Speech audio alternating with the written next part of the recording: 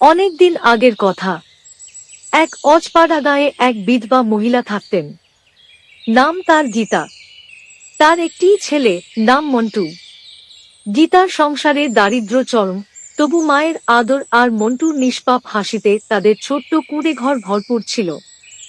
এক বছর গ্রামের চারপাশে ভীষণ খরা পড়ল। ক্ষেতের ফসল শুকিয়ে গেল,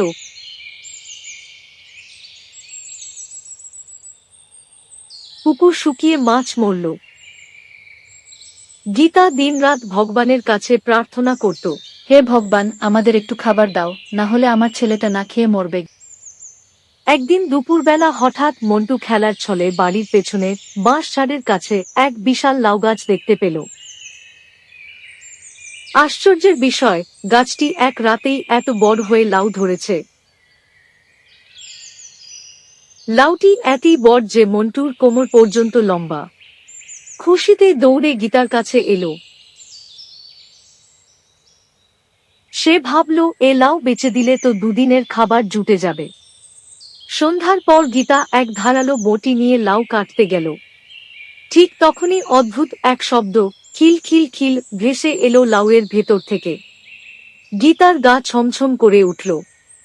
ভয়ে লাউ না কেটে গীতা ছেলেকে নিয়ে ঘরে ঢুকে দরজা বন্ধ করে দিল। সারা রাত গীতা আর মন্টু জেগে রইল। বাইরে থেকে যেন ফিস ফিস আর হাহাকার ভেসে আসছে। আমাকে ছেড়ে দে, আমাকে ছেড়ে দে।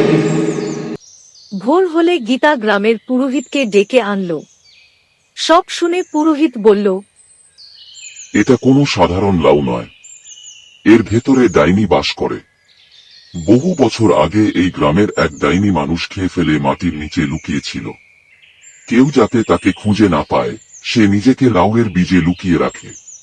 গীতার গা শিউরে উঠল। মন্টু ভয়ে মায়ের আঁচলে মুখ লুকাল।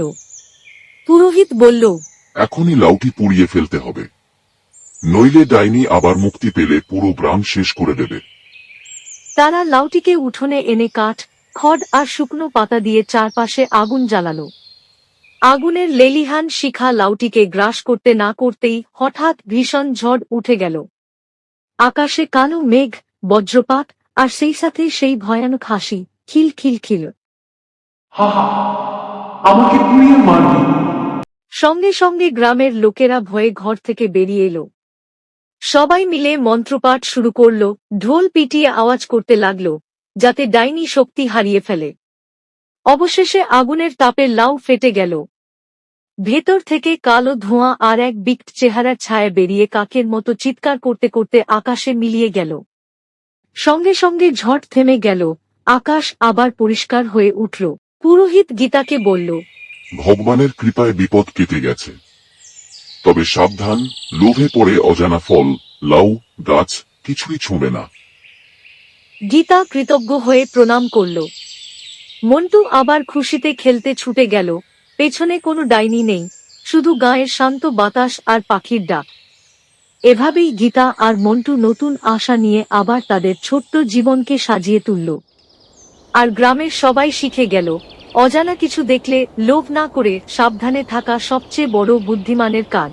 এই গল্পটির শিক্ষা হলো, অজানা কিছু দেখলে লোভ না করে সাবধানে থাকা উচিত, কারণ লোভ অনেক সময় বিপদ ডেকে আনে। সতর্কতা আর বুদ্ধিমত্তা আমাদের প্রকৃত রক্ষা করে।